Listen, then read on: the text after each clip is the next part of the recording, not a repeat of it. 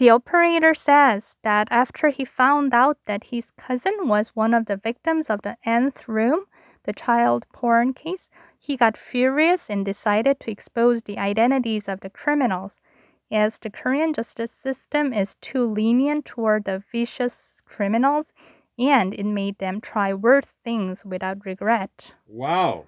Okay, so that's the digital prison. I had no idea what it was. Well, I mean, I don't think they're wrong about the Korean justice system being too lenient towards some of those criminals, to be honest. Like I know there was a big case recently that involved they decided not to extradite Mm-hmm. a Korean to the United States to Yes. face more serious crimes. I think that was about the Ilbay site or something like that, maybe. Or anyways, they were a web trafficker of some really Yes. terrible stuff. So I can see where this operator is coming from. What can you tell us about the site? Yes. The operator said that the freedom of speech is guaranteed on the website, and the site is based in Eastern Europe. Mm-hmm. Many visited the website to learn about the identities of the serious criminals. Some are concerned that it can affect the reputation of ones posted on the website. Okay. Actually, I visited the Really? website to see how it looks like. Okay. All right. And we can see the photos and what school they go to, Oh wow. ages, sometimes the phone numbers. Really? A So lot of information. some of them got text messages or phone calls all day long. Uh-huh. Well, Yeah. well, I'm sure because people think these are the people who did these crimes, right? Yes. Okay. Are there any problems with it? Why is this coming up in the news now?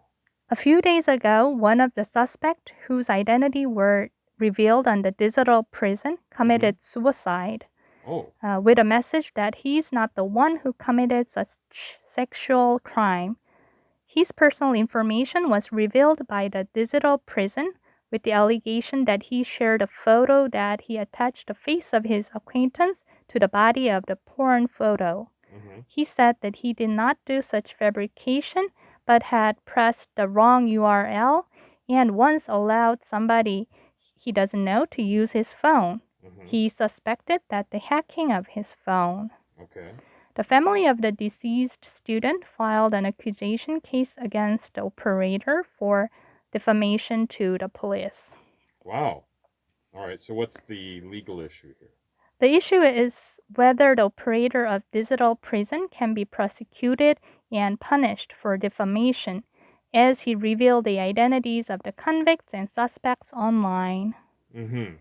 Well, I guess there's a difference between a convict and a suspect, Yes, right? there Like is. to me, that would be one of the biggest legal hurdles in this kind of thing. Yeah, convicts are those who are found guilty, and suspects are those who didn't go through the court proceedings Mm-hmm. yet.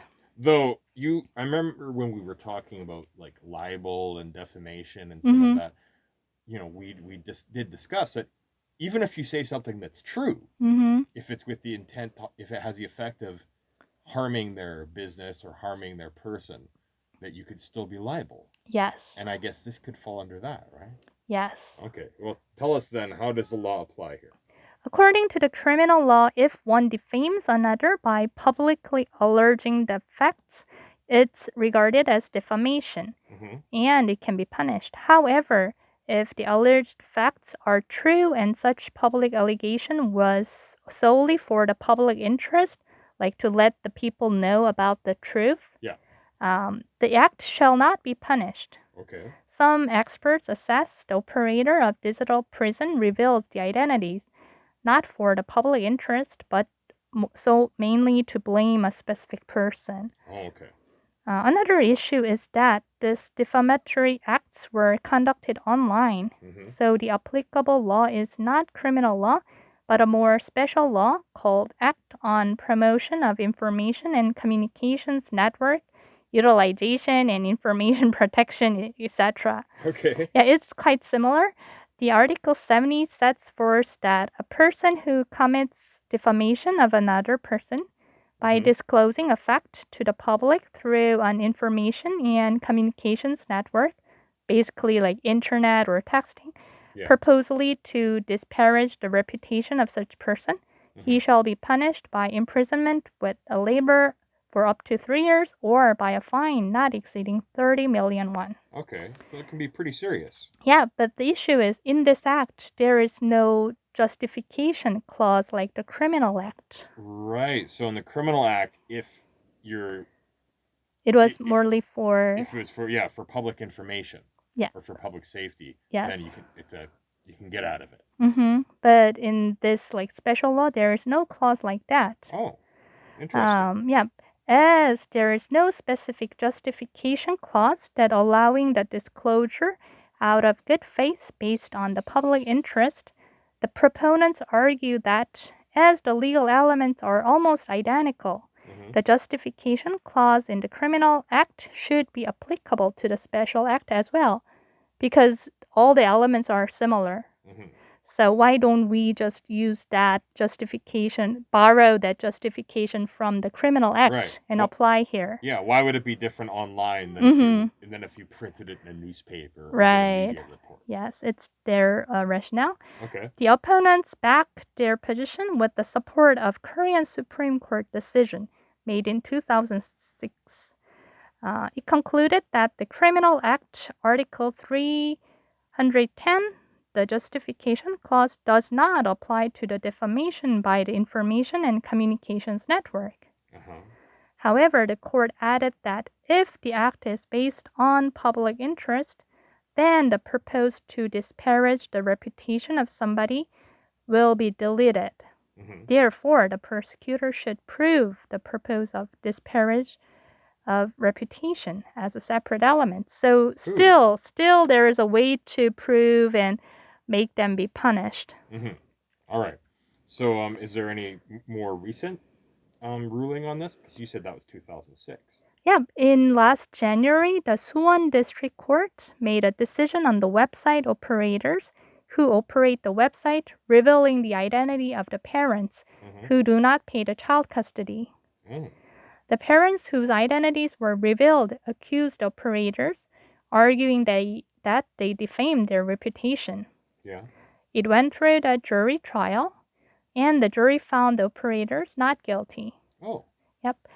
They concluded that the operators were not monetarily compensated for such activities, and they did not maliciously attack and defame the parents.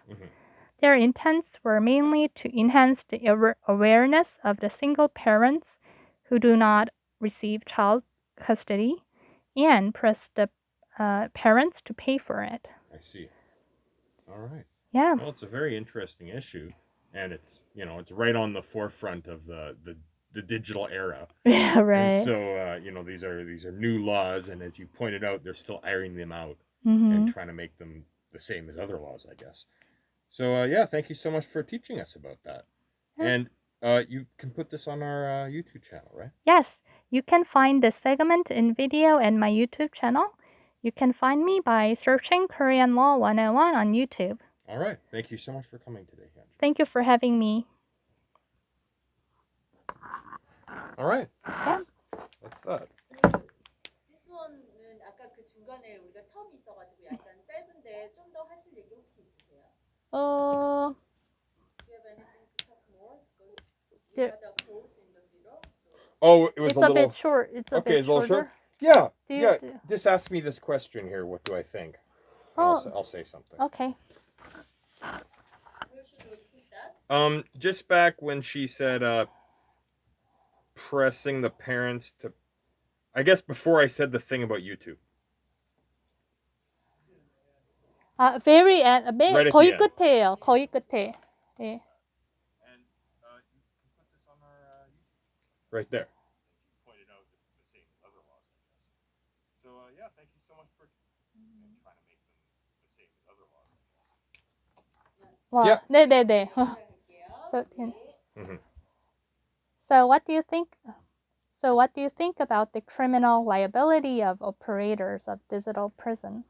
Well, to me the problem is that, as you said, he's putting suspects on there, right, not people who are, if they're convicted, then there's some record and by some legal standard they've been found guilty, right? But if they're just a suspect, we don't know what's going to happen in the court, right? We don't know if this person really did it, if we still don't know even if they're found guilty if they really did it, but we can assume that the burden of proof is high enough in a court of law that we have a good idea. But if they're just a suspect, then maybe there's been a problem, like they said about this person who killed himself, right? Yeah. That there was some mistake. So that's where I think I think they need to be careful. Sure. Another thing would be like, how long can we put them in the digital prison? Oh yeah, I guess. I mean, I don't know, that comes down to that do you have the right to be forgotten and all that Yeah, stuff right, on the right. internet. All right. Now, this is going to go on to your YouTube channel, right? Yes, you can find this segment in video at my YouTube channel. You can find me by searching Korean Law 101 on YouTube. All right. Thank you so much for coming in today. Thank you for having me. Okay. There we go. Yep.